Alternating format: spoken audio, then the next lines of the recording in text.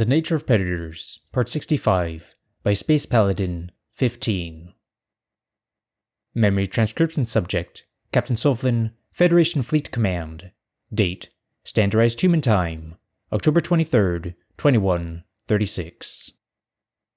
By my assessment, the human shuttle was barely FTL worthy. It would be lucky to defeat a solar sail in combat. I was certain their craft choice was designed to tail me with minimal risk of detection. Now, it wasn't like I was going to forget they were on my tail, so I didn't see the point of stealthy monitorization. With Carlos requiring medical oversight, we persuaded the Predators to dock with us. The Terran shuttle squeezed into the escape pod bay with little room to spare. The Archon journalists were floored to see the accommodations the Terrans had whipped up for the deaf Talpin. I imagine the Federation would be shocked as well. There was a reason the humans chose these Goges to represent our refugees. That painted a different picture of the Cradle invasion, apart from the story of vicious annihilation circulating now. Samantha and Carlos were still unwilling to land on Alpha in person after their ambassador was held hostage for weeks. I'm sure the attempted murder wasn't an enticement either. My guards valued staying in one piece. My expectation was that the humans would detach in their shuttle once we got close enough.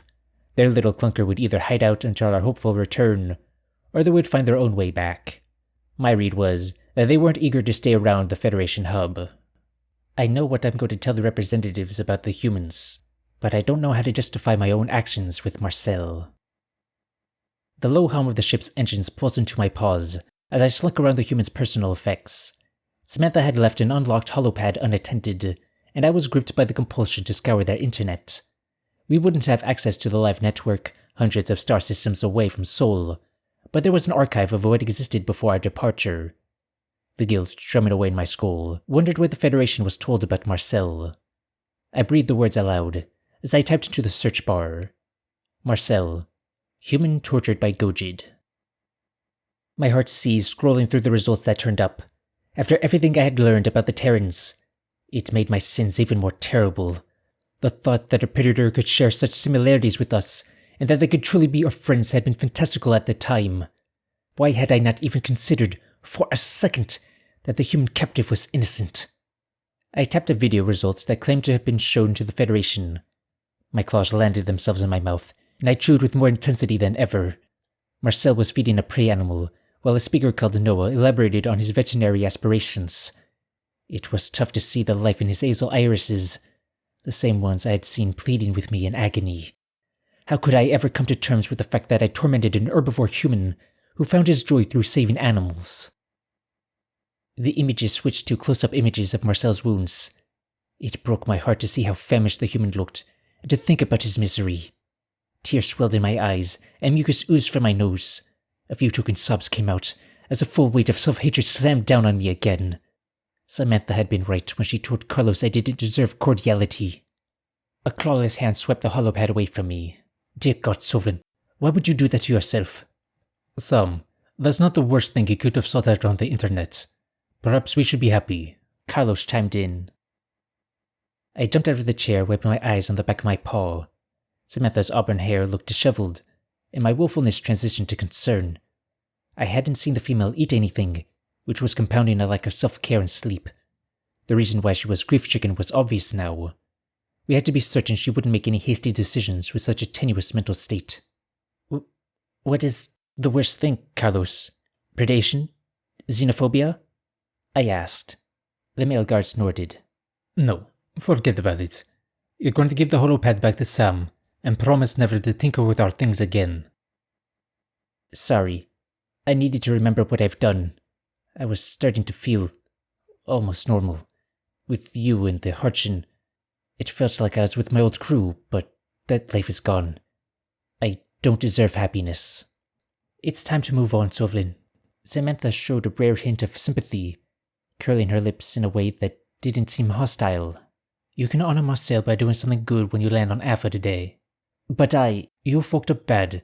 That was then, and this is now. I've decided that there's something worthwhile in you, and so has the UN. You have no right to let us down. My paws relinquished my grip on the holopad, and I allowed the alien hunters to steer me out to the common area.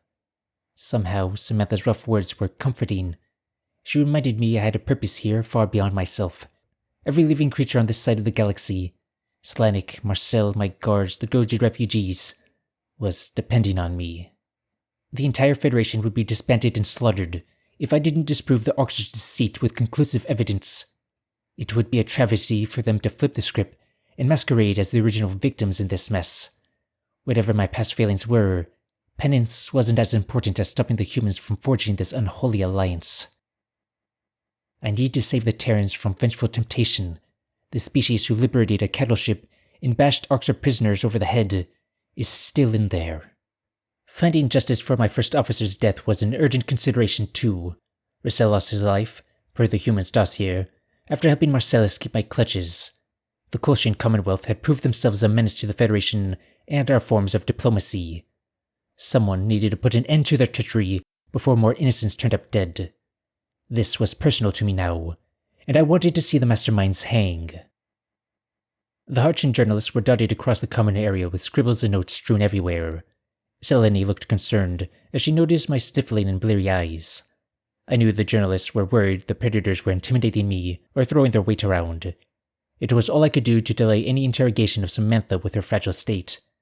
The humans needed to talk over their history soon, unless they wanted it covered in an unfavorable light. Selene, has your team located any pertinent information? I asked. The short reptile drummed her toes on a table. If I give you the rundown, are the predators finally going to answer my questions? Samantha bared her teeth. You're not in any position of power here. This is our mission, and I'm not your lab rat. Your... what? The translator mangled that idiom. A rodent in a lab, I repeated. For animal testing, to develop drugs or research behaviors. Every prey sapient in the room gaped the primate, and even I failed to mask my horror. Humans ran unethical experimentation on captured animals, treating them like expendable subjects. That was not an empathetic practice. There was no defense for wide-scale cruelty. It was implied that there was no safeguards to mitigate the suffering either. Okay, all of you quit it with that look. Carlos leapt to Samantha's rescue, rounding on me with a glare. How else do you develop medicines to cure diseases and uncover the side effects before giving it to your own people? Cell cultures, heart and tissue samples, microdosing and computer models. Murder-free, Selene said. My spines bristled from the predator's anger. Like any civilized culture, we don't treat animals as our toys. The female guard bit her lip. Human? No, sapient labs take precedence over everything else. I sacrificed 1 million animals to save one person. As much as I wanted to push back against Sam's statement, it was tough to argue with someone who looked so broken. If I believed it was my only option, there were no sacrifices I wouldn't make to bring back my family. Humans rushing disease cures might have come to the same conclusions. I tucked away a mental note to give the predators some simulations that could put an end to that barbarism. The Harchin reporter blinked in disgust. There are better ways. That's not science. On the plus side, at least humans do try to heal their people, I told Selene. When I first captured Marcel, I didn't even think they had medicine. He moved away from my sedative needle, like he was scared of doctors. Carlos slapped his forehead. Sovereign, maybe we just don't like needles. Between the sight of blood and the pain, it's not a carnival ride. Sorry, we're off to a terrible start. I don't see why these reporters can't get along with you. Work this out, for your sake. This is your chance to justify yourselves to the galaxy, humans. We've done nothing to you. Why do we need to justify anything? Samantha spat. I know you don't want to, but it's about time someone listened to your side of the story. Don't you think? There's a lot at stake here, especially if more races decide to come after you. The two predators shared a glance as the Harchin scrutinized their mannerisms. They both gave a grudging nod and settled down into their seats. I offered a silent prayer that Selene would go gentle on Samantha. If I saw the human showing signs of distress or a breakdown, I was going to intervene. Her welfare was more important than any media coverage. You first, Selene, Carlos growled. The Federation dumped a lot of footage from their initial discovery of humanity to undermine Noah's message. The reptile's skin camouflaged with the blue ship walls, as the predators leaned toward her. She was brave to face them so early on. I found a clip from their discussion, that unanimous vote to destroy your species almost 2 centuries ago. Look. The male guard knitted his brow in confusion. I could sense him biting back a retort, since that wasn't the information the UN was looking for. Part of him must be curious to observe how humanity had been discussed as heartless monsters. If the Gojins had been sentenced to death before escaping our world, I'd want to hear those proceedings. The Harchin reporter tossed a video onto a projector, and my own eyes turned to the screen. I'd never seen this footage. Humanity had been little more than a historical footnote, with a few graduates like Zarn diving into the Federation observations. Why had the vote passed without a single objection? What could be that terrible? A Vanille male spoke at his station. "Those monsters are our neighbors. If FTL ever falls into their lap, we'll be the first ones dead. It won't be your species' turn to carry on. Hurry up and kill them all." Governor Molnek is correct. From what we've seen, humans are barely sapient. True sapients don't develop the weapons they have. Chemicals, diseases, bombs, even early satellites. The Farsoul representative added. "Thank you, Ambassador Royon. Can you picture those savage apes making it a day in the Federation? They'd eat us the first chance they get. I shudder to think of Vanille coming across those things." Anger returned to Samantha's gaze, and her hands curled up into a fist. Knowing how close human-Vanille relations had become, I could imagine the damage this footage would do. At least, to my knowledge, Governor Tarva had been forthcoming with the United Nations on her species' role in that era. It wasn't her doing, so the Terran shouldn't have a gripe with her. The Vanille pushed everyone away to save the Predator scientists. It makes me wonder what the first contact team said to make Tarva walk back her distress signal, to announce her species' stance. Carlos threw his hands in the air. Even the Vanille spewed that vitriol. "Hurry up and kill them all. Savage apes," Samantha echoed. "Quit pouting and listen. This is the important part," the Harchin reporter hissed. Royon tossed her head on screen. "The humans have a lot in common with you-know-who. We once believed that predators could have feelings, but we learned that lesson the hard way. The Orcs are faked plenty of things, from artistry to passivity. We saw how trying to make them one of us turned out." Sileni paused the feed. "Did you catch that? The historian species of the Federation claims the Orcs are faked feelings. Given the context, that implies they showed signs of emotional intelligence before first contact. I mean, the Orcs had artwork?" The last part was what caught my attention. "I don't like the way they said, 'make them one of us,'" Samantha growled. The humans were much too eager to spin everything into evidence for the Orcs' tale. I understood why they resented the Federation, as Carlos put in perspective long ago. The way those ancient leaders spoke about the Predators made my skin crawl. I hoped it hadn't been so flagrant when this Snow figure came to them. All the same, the Terran guards were reading too much into one sentence from a stressed diplomat. "It's referencing the Federation's uplift of the Orcs. We tried to welcome them into the galaxy, and that started this mess," I spat. Samantha glared at me. "Then why did they say one of us? That meant turning them into prey." "I don't have enough evidence to reach a determination," Sileni sighed. "It is difficult to unearth much footage from the Orcs era. I really don't understand how records could be lost in the digital age. Someone has something to hide. Judging by this dialogue, it's become more and more distorted over the years." Carlos bobbed his head. "The people who voted to kill us were much more informed about the war's origins. That's useful to know. Good work, Selene." My spines bristled with irritation as I realized the Harchin reporter wasn't challenging the premise at all. This must be some misguided efforts at appeasement. She didn't understand that the Terrans weren't looking for a lackey. This endeavor was too important to insinuate that the Orcs were angelic victims. Creative ability surprised me, but I was certain what passed for art in their culture were war photos and hunting manuals. They were a sociopathic species to the core, and that was a well-documented fact. "We uphold our bargains, Harchin," Samantha offered. "To be honest, I'm surprised that you're taking this seriously. I'll let you ask us one thing about humanity, but tone down the racism." The reporter flicked her tongue. "I want to know about your species' heroes, your collective dreams, your moral codes. How did they start, and are they universal? Do humans disagree on ethical issues?" That's not one question. Sorry." Surprise flashed in both of the Predator's eyes, and I noticed their postures relax.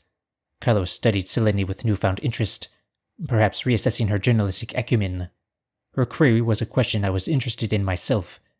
If I read the cues right, Terrans possessed an internal conscience, and could use it to steer their worst instincts. Samantha leaned back, crossing her legs. I'll answer as much about that subject as you want. Thank you for taking an interest in the real humanity. Tell her about your international laws, I interjected. Humans have codified rights, even for criminals like me. They let a hospital ship pass to save active enemies when I fought them at our border outposts. Carlos bared his teeth.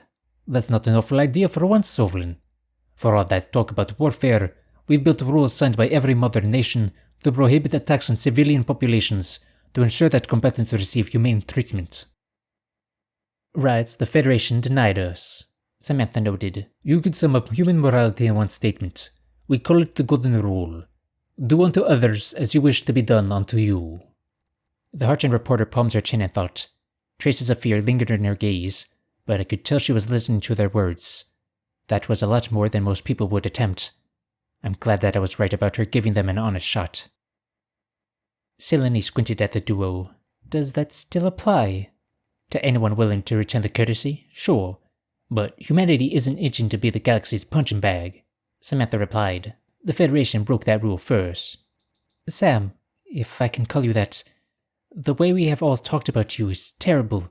The public discourse is hateful, and your personal losses resonate with me. I can't imagine what I'd do in your paws. My species was a part of that. The female predator sniffled. There's nothing any of us can do about that now. Let's talk about heroes, shall we? You might be interested in some ancient mythology, how early and modern humans made sense of the world.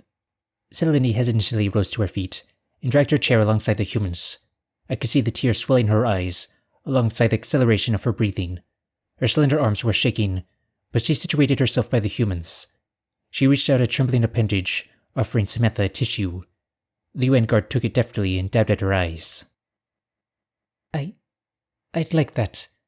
Let me tell your stories, the Harchan replied. A glimmer of hope crept into those green eyes, reminding me of the humanity that came to the galaxy with righteous zeal. Those people were still in there despite their heartache. I had to believe it was possible to mend our rifts and to steer them from the path of destruction. Those lost on Earth couldn't be brought back, but my predator friends didn't have to die with them. Samantha wove a yarn of supernatural fantasies, early scientists, and ambitious explorers seeking trade routes. Carlos added his own tales of monster slayers and fictional kings with their own honor code. Terran legends sounded grandiose and heroic from their lips. They elevated their greatest champions as guardians and pioneers who advanced civilization at personal risk. The contrast with the legacy of conquest and subjugation Zarn put forward was striking. The prey reptile shivered from prolonged exposure to humans, absorbing the descriptions of their early history. All that it took was active listening to keep the predators talking. I amused myself that this was how it should have been. This was the piece that could have been reality.